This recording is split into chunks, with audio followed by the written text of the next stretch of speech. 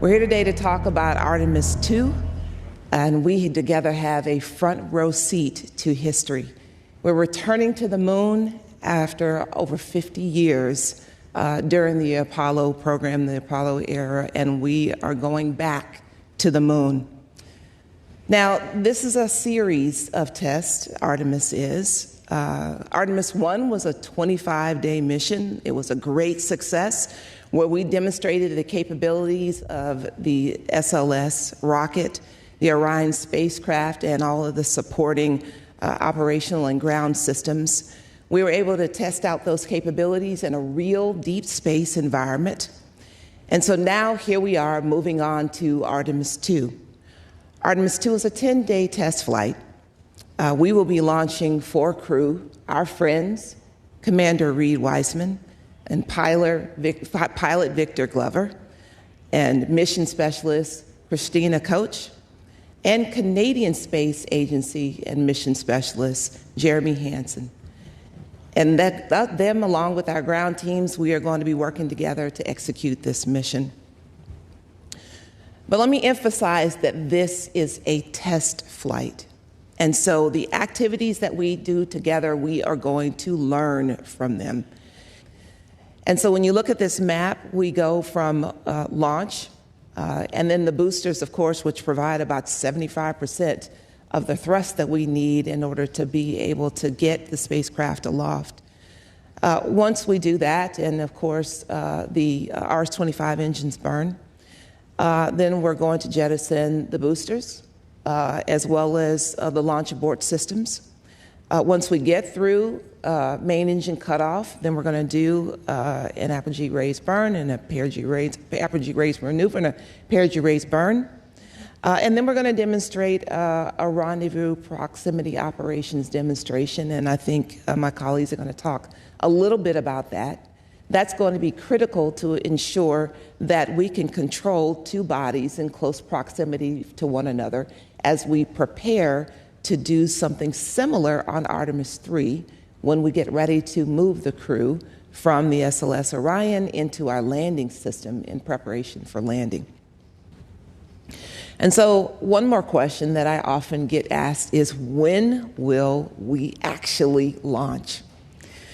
The agency has made a commitment to launch no later than April of 26, and we intend to keep that commitment.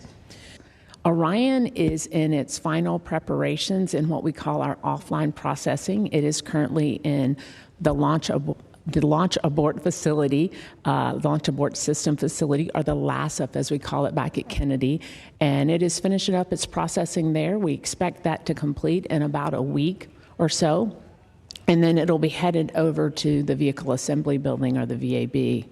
The SLS rocket is pretty much stacked and ready to go. Its test campaign is behind it. We are finishing up some of our closeouts and some of our other work, but most of our work there on SLS is behind us, which is a wonderful milestone. And you can see some imagery here from rollout from Artemis I. It is truly a beautiful sight when that vehicle begins to make its way across the threshold of the VAB and along that 4-mile journey to the pad.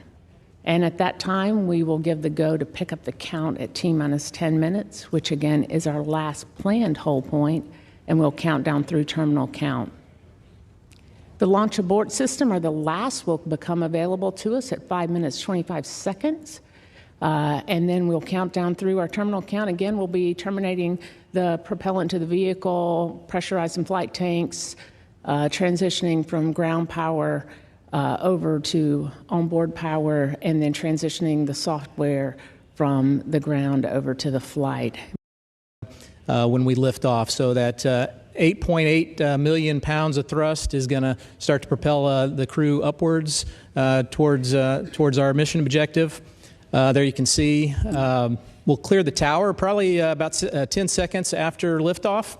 And then we'll start a roll maneuver that will get the crews a heads down position, and then pitch down so that we can start developing some horizontal velocity. And you can see from this shot gives you a good wide angle from what that trajectory is going to look like. So about a minute in, or we get to our supersonic, so Mach 1.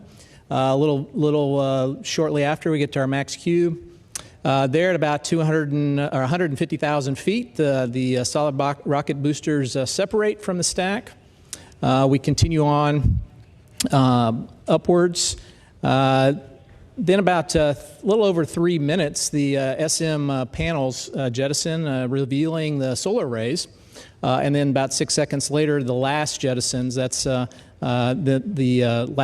launch abort system. So we continue on past, get to a MECO, so main engine cutoff, and the core stage separates from the upper stage and the Orion space capsule. There you see a good shot from inside the core stage. By that time at MECO, we're at a 15 by 1,200 nautical mile orbit. With just the upper stage in Orion, we will do a few maneuvers, including extending the nozzle on RL-10 engine, as well as you can see the solar rays deploying at that point. That's about 20 minutes into the mission. We'll continue on past that, and as we're doing those activities, Christine and Jeremy will be getting out of they're setting up the toilet and the water dispenser. As well as the last shot you saw there was doing the upper stage perigee raise maneuver. That'll get us to a 100 by 1,200 nautical mile orbit, after which we'll be in a safe orbit. This chart shows you, we're now on the right side of that chart a little bit. After that perigee raise maneuver, Christine and Jeremy will be getting out of their orange survival suits, and then we'll be doing several activities up until the apogee raise maneuver. And so the apogee raise maneuver is also performed by the upper stage. That'll get us to a 0 by 38,000 nautical mile orbit. That'll set us up for our ProxOps demonstration. At that time, after ARB, Victor and Reed will be getting out of their orange survival suits, and Christine and Jeremy will be setting up the camera for the ProxOps demonstration, so they have a good view out the docking hatch. So we'll separate from the ICPS, and the Orion spacecraft will then flip around and go nose on to ICPS, which is where our camera is for docking. And the crew will use that camera to then do a series of maneuvers to ensure that all of our ground models, all of the preparations that we've done prior to flight actually match what is going on with the spacecraft. And so they'll do a series of turns, a series of approaches and departures in order to ensure that the manual control of the vehicle is what we were expecting it to be. Of course, on Artemis I, we did test the automated control of the vehicle, and that was very successful. This is an opportunity for us to test the crewed control and a way for us to check that out in preparation for future Artemis missions. After the crew does their checkouts there, then they'll set for the departure burn, our USS-2, our separation burn from ICPS, and of course we'll send it on its way, having done its job, and then the Orion will continue on to do a perigee raise burn that will allow us to raise our perigee off the Earth and to set up for TLI. Talking about Artemis II spacecraft, the Orion spacecraft is made up of about 3 main modules. If we can put the animation, that'd be good. There's a crew module, service module, and the launch abort system. And so I'll start at the top with the launch abort system. So this is a system we hope we never have to use, but it's there in case we need to pull the crew module away from the rocket, either on the pad or during the ascent phase of flight. It's flown on Artemis I, but it was an inert system. Since we didn't have crew, we would not be utilizing it. But it is designed to pull the crew module away. It can go 0 to 400 miles per hour in about 2 seconds. So very capable system. It needs to outrun the SLS rocket in case there was an issue. But in phenomenal mission, we'd be jettisoning that system at about 3 minutes or so into the launch. And I'll move down to the crew module, which is where the 4 crew members live and work. It's designed to allow crew members up to 21 days. Our mission, obviously, on Artemis II is a 9.5, 10-day mission. Our research plan includes a series of experiments and activities.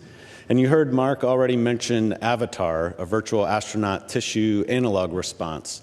Again, this is a small experiment, but it could lead to really big impacts for healthcare, both for our astronauts, but also people here back on the Earth. It's about the size of a thumb drive, and it contains cells that we developed from blood draws that the astronauts provided to us before they left. So basically, we're making a stand-in for those astronauts, or an avatar. This study in particular will focus more on bone marrow, because bone marrow plays a vital role in our immune system. It involves our crew members wearing movement and sleep monitors or actigraphy devices, like this one I have on my wrist right here. They'll wear these during the mission, but they will also wear them before and after the mission as well. The wristband monitors enable us to study their real-time health and behavioral responses while they're in that environment. And as you heard from Matt, the crew will be conducting a number of activities that will kind of, one sense, generate them breathing more, generating more CO2, but it will run their bodies through a lot of different scenarios. And so as they do that, we'll be able to monitor how their body is responding. So I am in charge of the entry team, so we will come on console about the time that the flight crew wakes up on landing day. We will have a short conference with Reed and Victor and Christina and Jeremy. We'll provide them updates on the weather at the landing site and any other updates on spacecraft performance from the overnight period. The crew's going to spend their morning tearing down the toilet. They're going to deconfigure the water dispenser. They're going to put away the food warmer. Basically all the things that they set up on flight day one, they're going to put away and stow for entry. Once the crew gets the cabin configured, we're going to perform that last final trajectory correction maneuver that Jeff talked about. This is going to put us on track for a bullseye landing in the Eastern Pacific off the coast of San Diego. Once that trajectory correction maneuver is complete, the flight crew are going to put their orange survival suits back on. They're going to do a leak check to ensure that they're leak tight for entry. And that process is going to take about 2 hours to do for all four crew to get suited. In the meantime, while the flight crew are donning their suits, the ground team is going to be doing some final spacecraft configurations like configuring the backup flight software to perform an entry in the event of a failure of the primary flight computers. And then we're going to get into the proper attitude for service module separation. Separation will occur about 20 minutes before entry interface. And the next step will be then to maneuver the crew module into the entry interface attitude. This is to get the heat shield facing forward to take the brunt of the heat that's going to be generated on entry. Just before entry interface, we're going to perform a firing of those crew module thrusters. We're going to do a burn called the raise burn. This is going to sweeten up our entry flight path angle to ensure, again, that we get that bullseye landing off the coast of San Diego. Once we get to about 325 miles per hour and about 24,000 feet altitude, we're going to start deploying some of our parachutes. We'll have 2 drogue parachutes that deploy, and then they'll bring us down to about a speed of around 115 miles per hour, at which point our 3 orange main parachutes will deploy. And that's going to bring the flight crew down to the safe splashdown velocity of 15 miles per hour. And that will be in a location right near where the recovery forces are waiting to extract the flight crew from the spacecraft. The recovery ship is going to approach the landing zone, and a team of Navy divers on small boats, they're going to deploy from the well deck of that ship into the open water. Just prior to splashdown, our team here at Johnson Space Center, they're going to map out where all the various elements that Rick mentioned, the drogue parachutes, forward bait cover, all the mortars that jettison from Orion, they're going to analyze where they're going to land relative to the splashdown zone. We're going to map that out and deliver that to our small boats and helicopters to ensure that they're safely away from that zone. After ensuring the area is safe, they'll open Orion's hatch, and they're going to help the astronauts from their seats into a large inflatable called the front porch, which you can see on the screen there. Once all 4 astronauts are on the front porch, they'll carefully drift several yards away from Orion, and they're going to be awaiting pickup from the Navy helicopters that will be deployed from the recovery vessel. 2 helicopters, they're going to rotate picking up all 4 crew members before they return to the recovery ship within a couple of minutes of each other.